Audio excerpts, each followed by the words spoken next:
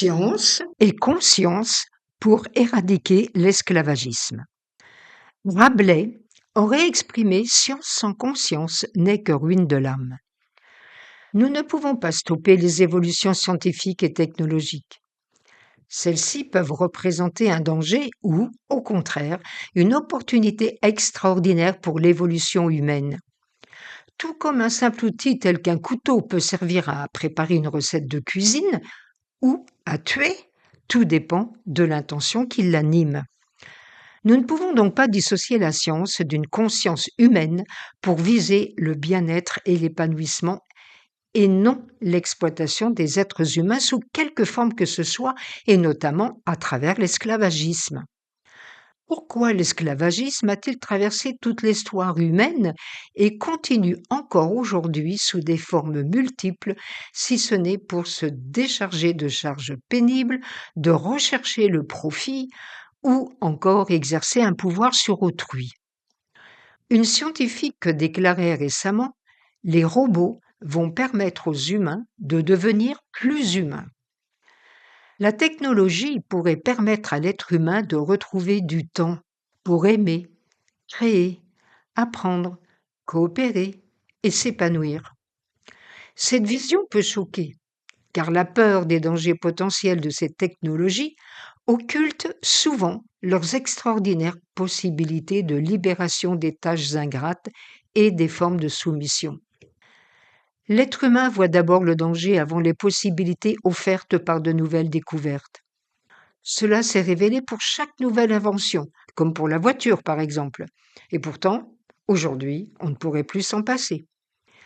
C'est pourquoi on ne peut pas dissocier l'évolution de la science et de la technologie, comme la robotique et l'IA, d'un socle de fonctionnement basé sur des valeurs altruistes. À partir de cette base fondamentale, il devient possible de participer à une libération de l'être humain. Comment ?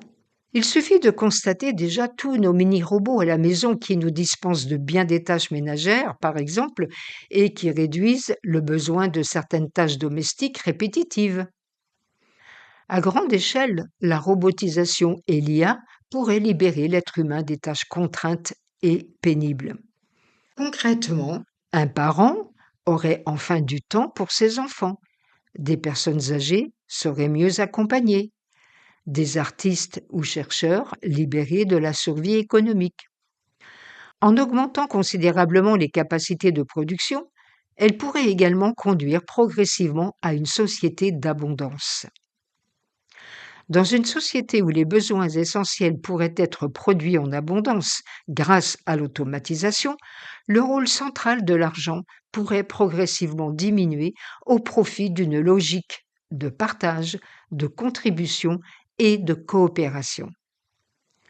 En se consacrant à son propre épanouissement et à sa créativité, l'être humain développe naturellement ses talents propres au bénéfice de l'ensemble de la communauté. Si aujourd'hui nous considérons cela comme un rêve, rien ne peut nous empêcher d'envisager très rapidement de transformer ce rêve en réalité par la prise de conscience de deux choses. 1.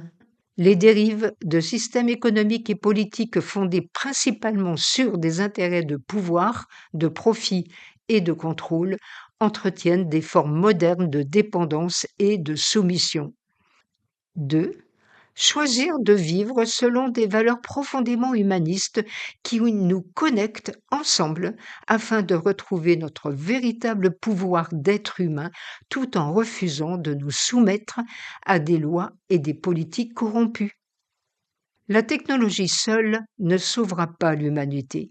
C'est le niveau de conscience collectif qui déterminera si elle devient un outil de domination ou d'émancipation. Si nous choisissons de développer une conscience éthique, nous influençons fortement notre entourage et de manière exponentielle, nous nous orientons alors vers un monde d'équité, d'abondance et d'harmonie. La fraternité et le lien profond qui nous unissent aux vivants deviennent alors plus tangibles.